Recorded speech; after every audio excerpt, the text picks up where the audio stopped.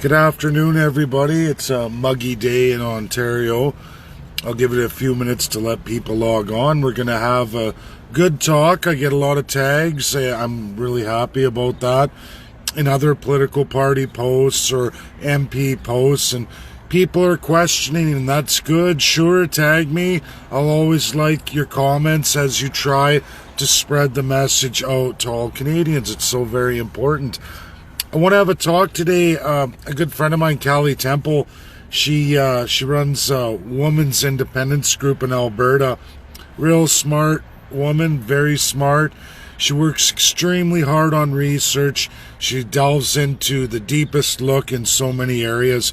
Just a wonderful researcher, great person, and we'll be talking soon when I get back to Alberta. But what I want everybody to know, when we deal with UK, which is where Canada comes from, it's our Canadian system, inherent of the UK. Small c, unwritten, uncodified constitutionalism, meaning the politicians run absolute there. It's where our monarchy system comes from. But there's a huge difference. There is a huge difference between the United Kingdom and Canada. And today I'm going to explain that to all of you, because many Canadians are bamboozled here. They think that somehow a system's going to run good because, well, it runs good in other Commonwealth countries, i.e. the mother country, United Kingdom. But here's what you all absolutely need to know. Doesn't matter if you talk about Western blocs, this new Maverick idea where they have all these grand concepts, much like the Bloc Party in Quebec and representing the Eastern Bloc, but it never really works. It destroys the country as a whole, and it never really delivers. And then I'm going to go into that. When I get into Quebec, I am going to absolutely do what I've done here in Ontario and continue to do in Ontario. When the restrictions go down, I'm going to get in there and I'm going to give you all the real narrative. But not to get sidetracked, we're going to get right back to what I'm talking about here. United Kingdom, they run on a small c system, much the same as Canada. They actually didn't even get into any real constitutionalism, never have. They've always had issues on civil rights. However, that all changed absolutely in 1946, and by 1948, United Kingdom was a much, much different organization, institutionalized than any of the other Commonwealth countries. What am I getting at? Well, United Kingdom, for one, is a UNSC Binding 5 member. They have one of the great powers in this world, which gives United Kingdom tremendous international strengths. We see it in finance, we see it in supply and value chains, we see it in the influence of many countries around the world. Now, they're getting weaker all the time. Countries are saying, you know what? Take it. I'm out. I'm done with you. We're seeing it with Barbados right now. We're seeing it with Brazil. They're getting out of it. Now, why is that? UK is a 5-country member nation. They have 5 sub-UN states.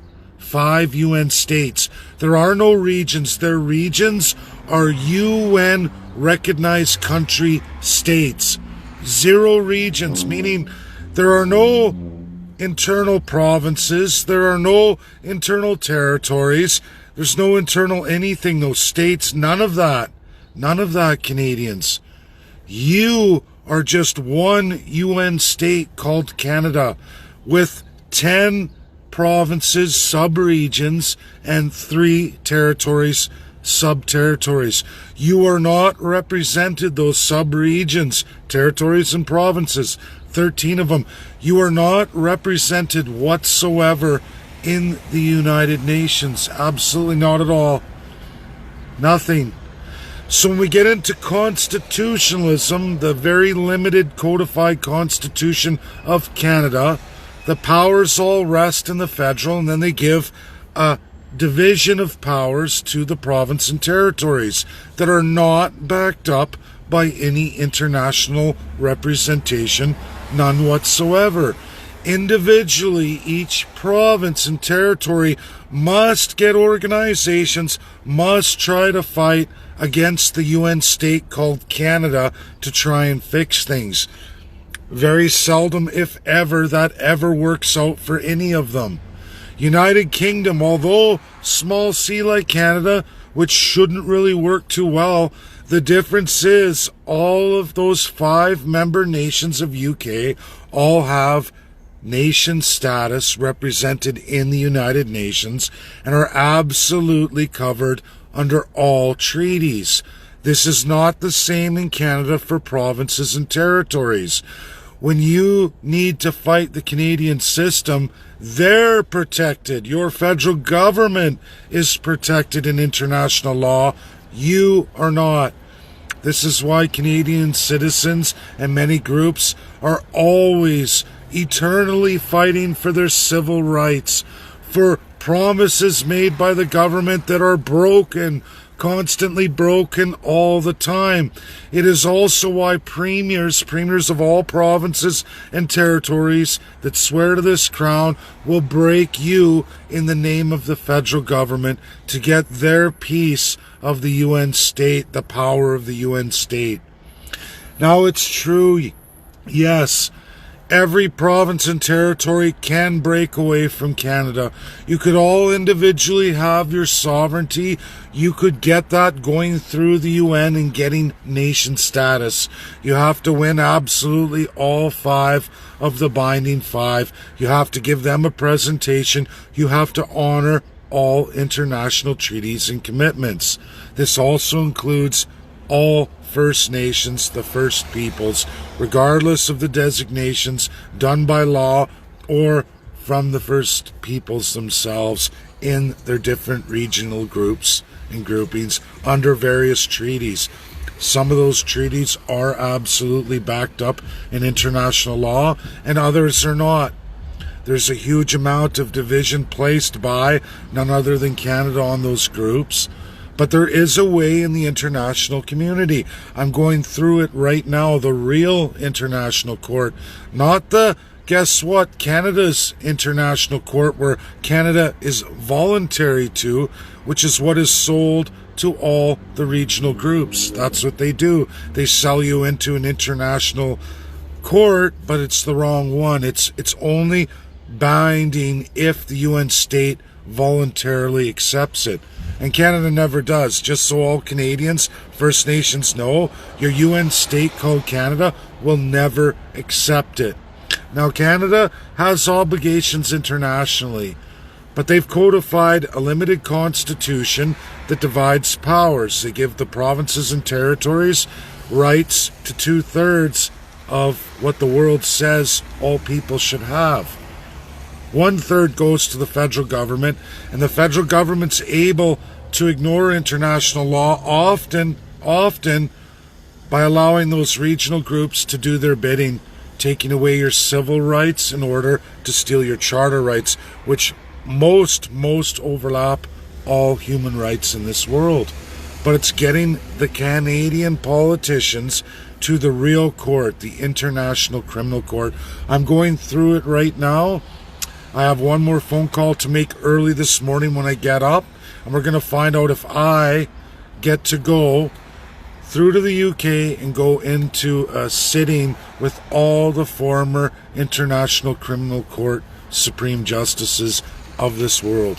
That's absolute. Get to talk to a former slew of living prosecutors of that court. That's what I'm up to. An unbelievable gift if I can get in there. We're going to find out early this morning, as UK is 5 hours ahead, and I am on night shift, so I've already missed this phone call. I got one early this morning, and now I have another person from that organization to talk to again early this morning after work. And I'm going to do that for all of you, and we're going to see what is what I can do, and how far I can take things. Absolutely for the James Coates, absolutely for the First Peoples, for the first time in Canadian history. That is my important goal here. That's what I'm going to do. But whether you're a separatist, whether you're a bloc group who wants more powers of specific regions, realize, as it stands today, unless you have UN state status, you will have nothing, and you will be subjugated absolutely to Canada. And you already are. We all are. That's what they do. We're seeing it in this gross spotlight of COVID-19 that just highlights in an extreme fashion, getting so many of you to come forward and question. And of course, none of your politicians, as you're all learning, none of your politicians want to answer to any of that. The Privy Council members, oh no, it's not their fault. They were made to swear that, oh, it means nothing, they say. They say, ask of all those former Alliance members, Reform Party members. I can go back through provincial and federal parties, all the way through Confederation, and time again, they sold all of you down the river. Very few provincial leaders, I can count on my hand. I mean, there's probably more throughout Canada in all the 10 provinces and 3 territories, but there's also a rich history of just how much people were thrown under the boot and even into revolution, where you can go to Toronto's legislature, very old legislature, where they celebrate the Northwest Rebellion and the heroes that put down the rebellion and those brave soldiers who hung all the First Nations and farmers of the region over the Trans rail line. That's true. So everybody realize there is no getting out of nothing if you don't get UN state status. Everybody says, oh, don't talk about the UN. UN's bad. UN's bad. It is Canada that operates badly in the UN. It's Canada that gives the NWO their leaders in it. Where do you think the C40 cities come from? They come absolutely from Canada as leaders of the New World Order agenda, the Great Reset, the Great Socialist Globalist Reset. Pick your policy bag, left or right, there's no difference. There's no true conservative. That's always been a word attached to liberal. That's the founding, binding parties of Canada. It is the system that's placed here, comes from the UK. You're never going to get rid of that. They're always going to put progressive and conservative. They're always going to liberalize conservative, because the reality is it's the people of Canada, all peoples of Canada. You're conservative. You work or you produce a service or a product. You balance a budget. You budget your monthly expenses. You live within your means. Most of you, if not all. And in fact, it's the government that doesn't behave in that manner. None whatsoever. Very few examples exist in all of Confederation, in all histories. You will see a minority, an absolute minority of any real, true conservative principles of the people. And they've used it to turn the conservative word into a bad word. But the reality is, the only bad word in Canada is the people, as sad as that is. That's always and forever will be, until we address constitutionalism, set constitutions for the provinces, first time ever in Canadian history, because we have regions, we have codified division of powers that are not codified in the provinces themselves. So politicians swear to the crown, swear to the federal masters, and they absolutely destroy all of you, the people. And that will continue. And there is very little to nothing besides gross human rights violations that we can do to address it. And I'm trying. I'm going to go that route, because always go with what you can do, what's real and what's possible. That's what I do. But I'll tell you, until we codify provincial constitutions, talking about nations or independent provinces or sovereign territories getting away, or groups of people, and believe it or not, there are islands right here in Canada of the First Peoples who absolutely want that nation status. And the CCP, the Canadian Constitutionalist Party, will not only make sure you all get your regional constitutions, but you will also get the option of national constitutions too, should you want to separate, should you want to leave the Confederation, if at the exact same time as all of this roll out provincially, territorially, and nation state, if that's your goal, we're also going to give the absolute federal dismemberment, meaning tearing up all of the evils that we've inherited from a system and a foreign power that no longer represents us but gives our politicians that tremendous power. We're going to dismember all that, meaning rip it out, redesign all of it as per you, all the people, all at the same time. And then, with all that in place, then we'll see where the parties align, if we can get that power. But it takes all of you to vote something forward for you, the people. That's what this is really about. Giving you, the people, the power that so many other nations, great nations of this world, absolutely enshrined, some of which hundreds of years ago. And we still stay in a system that isn't supposed to be in this world anymore. But until the people can rise up and take their country to task on it, it will never change. Learn UN state status.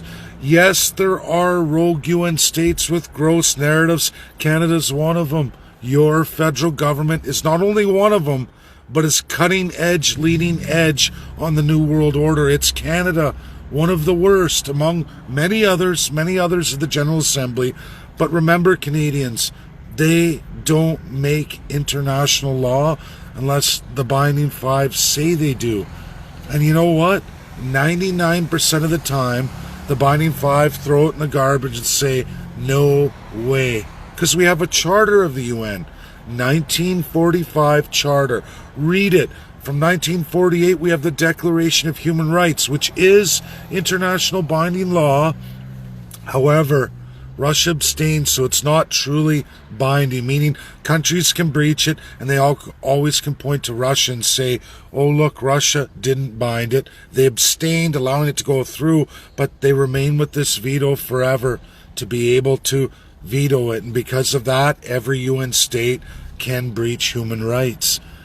According to the Declaration of Human Rights 1948, Canada's been doing it the entire time, through its time with UK into its nation state status now from 1946 onward. Even when UK was absolutely removed in 52, didn't matter. Canada continued, because who's going to make them without that signatory from Russia cementing it absolute, just as the 1946 charter?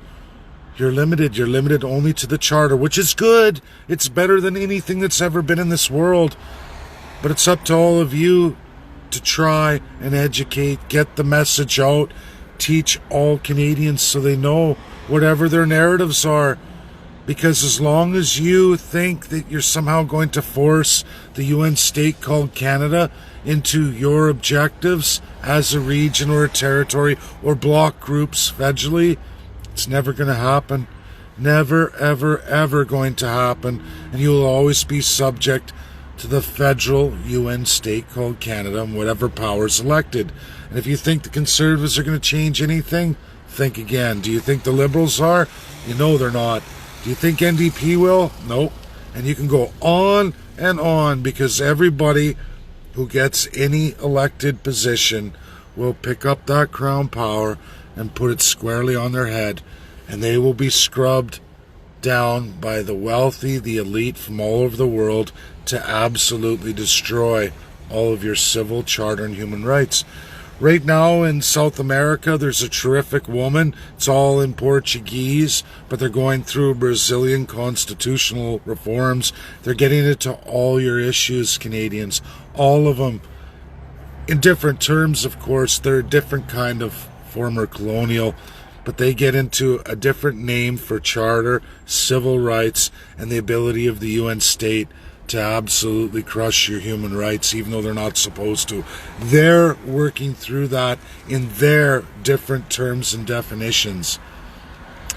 And that's another thing when we get into terms. when USA and Russia have the exact same terms as Canada, but the definitions in each of those countries is absolutely different. You can go in their dictionaries and you'll find out the definitions aren't even close. Russia and USA, the definitions are almost identical, but Canada, the definitions are not the same, not even close. They don't represent anything remotely close to Russia or USA.